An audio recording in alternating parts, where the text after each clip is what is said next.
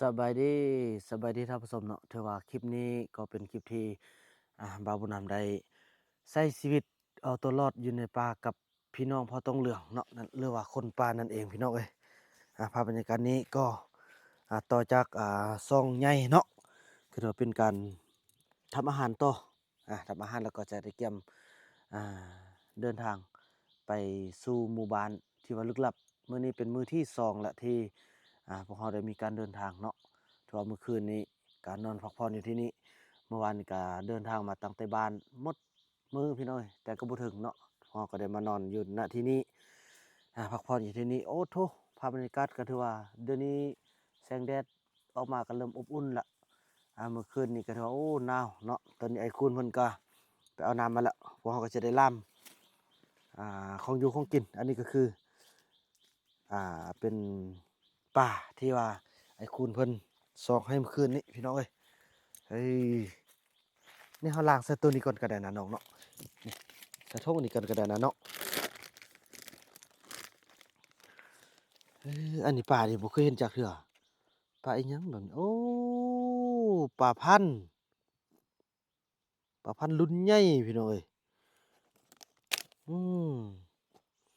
ความละเทิงเอิ้นว่าตะเลยนะพี่น้องเอ้ยแม่ตะเลยความมันพวกน้องเอิ้นว่าหยังก่อนนี่น่ะน้องลืมแล้วปลาลุยปลาลุยแม่นๆปลาลุยละแจ๊ะนั่นตัวนี้เนาะนั่นแหละแจ๊ะ เจ๊อ่าปลาลุยเล็กเจ๊ไอ้อันนี้ทิมเนาะทิมเลยอันนี้มันปูนี่ลืมแล้วว่าซะได้ก็ปูนี่ลืมแล้วปูว่าซะได้ก็ลืมแล้วปูอืมปูละแกชเดี๋ยวเกชละเกช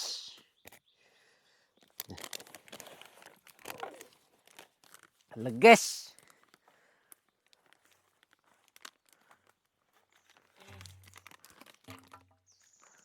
ล้างก่อนเฮ้ยน้ำนี่ก็เย็นเนาะ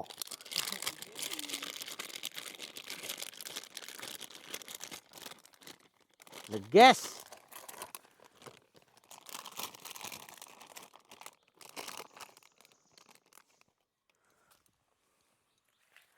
บางนี่เอาบางน้อยบางใหญ่มาเนาะบางใหญ่ก็ได้เนาะบางน้อยก็ได้เนาะไอ้ชื่อลำกันได้บ่ตัวใดอันนี่นะเอชื่อลำกันอได้บ่ใส่นำกันเลยแม่นเนาะอืมแม่นได้นังว่าทึกคอเขานะเขาก็ได้ต้มคือกันเด้เนาะสิบ่ต้มกันแม่น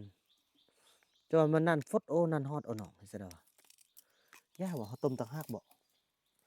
เนาะซึ่งมันต้มต่างหากก็ได้บ่ฮึไอ้ชื่อที่บนเยี่ยวหั่นก็ได้มันนั่นน่ะเนาะมาเบิ่งแม่นี่อยู่เทิงพี่นะอันนี้นะแสดงว่าสมมุติว่ามันหักสินั่นเด้มันเปื่อยหักสิยุบลงเนาะจิยุบลงมาเนี่ยนะไอ้โอเคใส่นำกันเลยก็ได้ซั่นน่ะใส่บังนี่เลย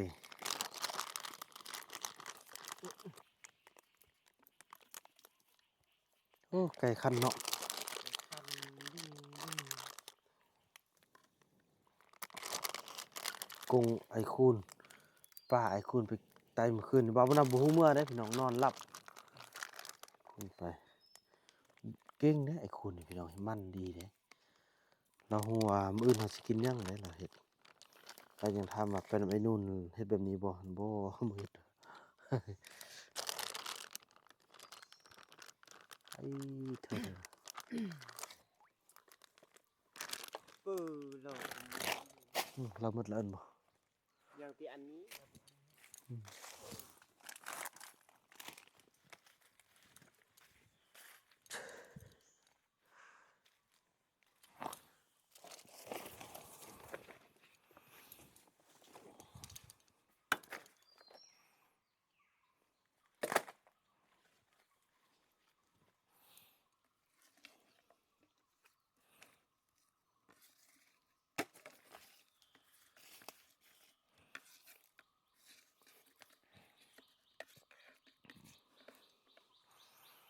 อืมเถอะเป็นภาพบรรยากาศที่โรแมนติกเนาะหาเอาเกือบหาได้มักลืมเกือบตลอดอันนี้เนาะแม่นอันใดติดไอ้คูณแล้วเต้นั่นนี่น่ะไปใส่บ่อยากถือเกือบนี่เนาะ นอกจากก็มีกบอันกบตุ่มคาดกบแตะอยู่เฮือน เนาะใส่กับแตะสบายมันบ่เจ็บตีน กบตุ่มก็สบายกัน นะ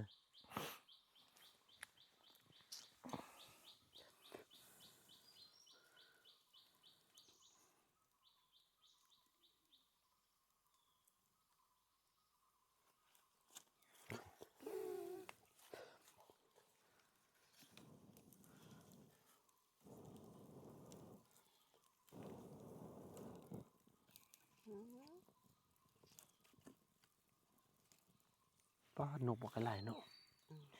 ซาวก็ฮ้องๆเต็มเลยพี่น้องเอ้ยตอนนี้เราอยู่จอมพูพี่น้องจอมพูแต่ว่ามีน้ำเป็นพักมีน้ำ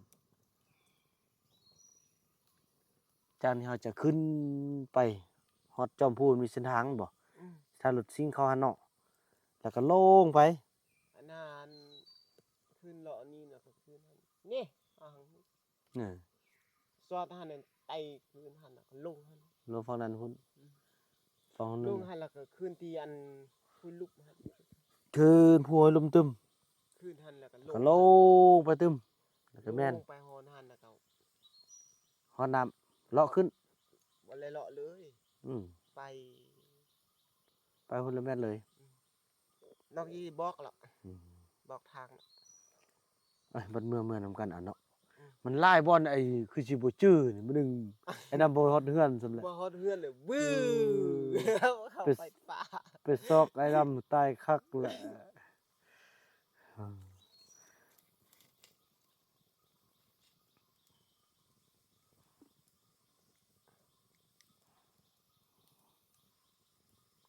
อืม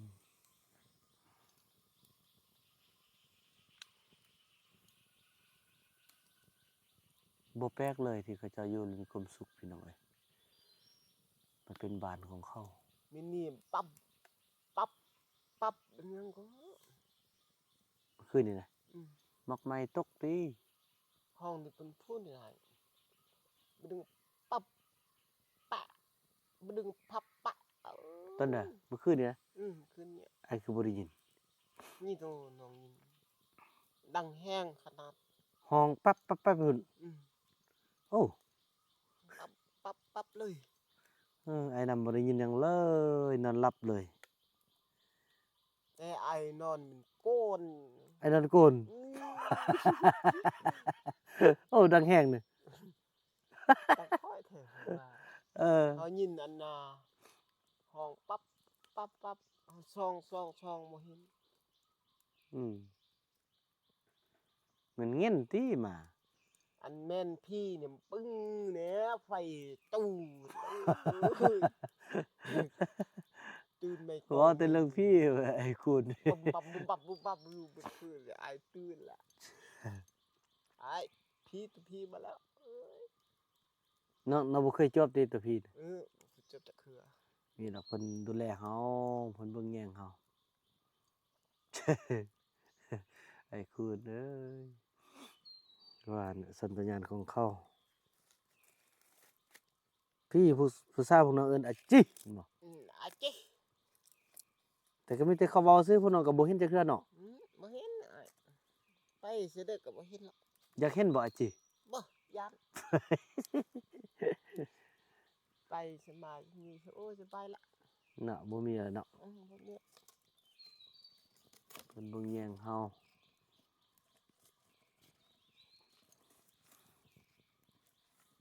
ของกินนี่หลายขนาดเลยไอ้คุณซอกให้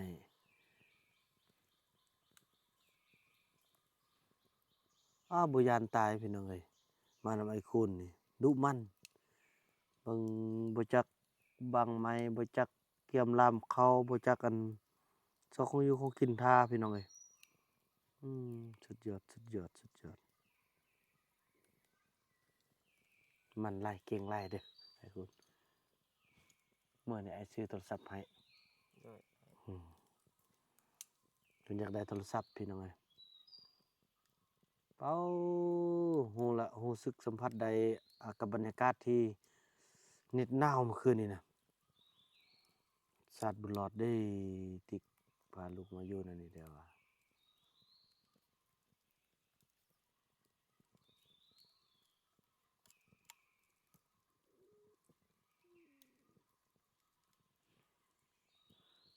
โอ้ยเนาะบ่พุดแกล้งนี่นะ บ่มันก็ค่อยโฟดค่อยเป็นค่อยไป ปัดสิ หานะไอ้ไปอะเฮ็ดหยัง โอ้ตัดเหี้ย ตอนนี้เฮียมันใส่นี่นะ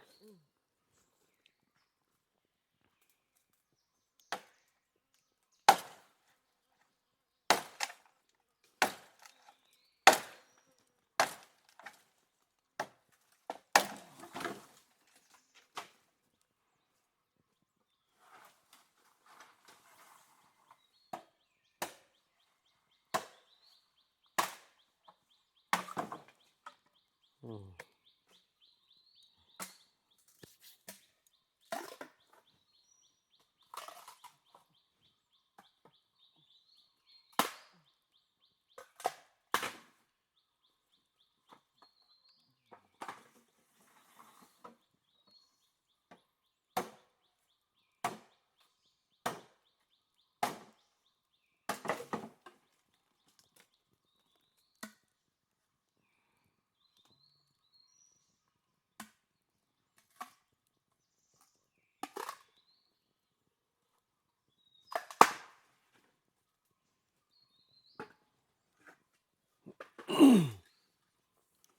ฉันเอารวมมาใส่แล้ว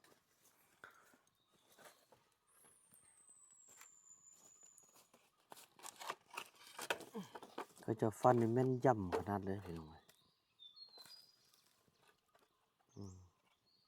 ทางซื้อรัวเขาจะเอาไปใส่แบบเฮาเลยใส่โอ้พื้นนั่นนะ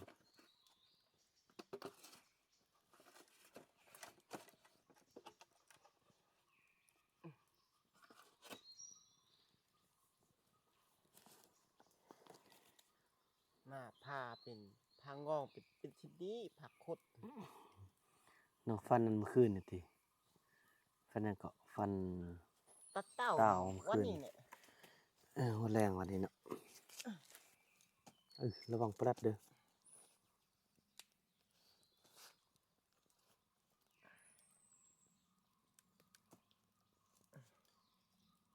เฮ้ เอาบอกให้อ้ายนี่เด้ออาชีพอยู่ทางนี้เด้อ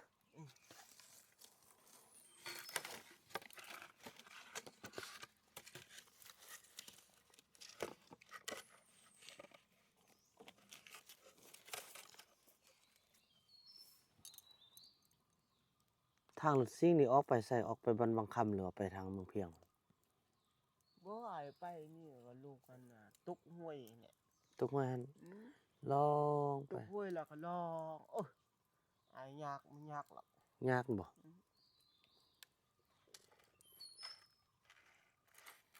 ไปทางเก่าดีกว่าเนาะ ไปทางเก่าเดี๋ยวอู้สบาย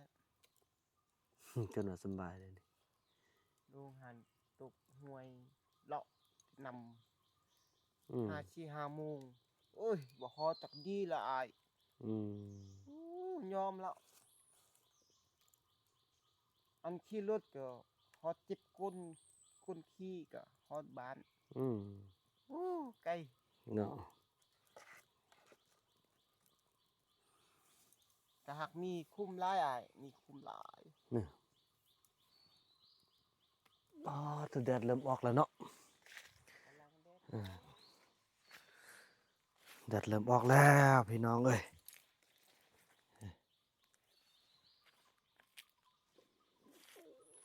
อู้พออยากกินข้าวแล้วลำข้าวได้ต้มน้ำได้อันนี้เป็นอุ่นข้าวเย็นแล้วก็ล่ำข้าวเก็บไปกินตอนสวยนี่บนนอนพวกเฮาถอดสุดยอดพี่น้องเอ้ยภาพบรรยากาศแดดเริ่มออกมาแล้ว ว่าก็ย่าละอ้าย แม่นแหละบ่เป็นหยังเนาะค่อยไปกันเฮาไปแต่เช้านี่บ่เห็นทางหุ้งเนาะ บ่เห็นหุ้งแล้ว บ่เห็นทางย่าง ถือว่าคลิปนี้บ่าวนำขออนุญาตจบคลิปกันเพียงส่ำนี้ก่อนเด้อพี่น้องเนาะแล้วก็ว่ากันใหม่ในคลิปต่อไปคลิปนี้บ่าวนำขอกล่าวคำว่าสบายดี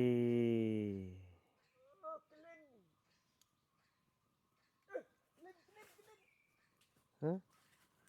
ก็เล่น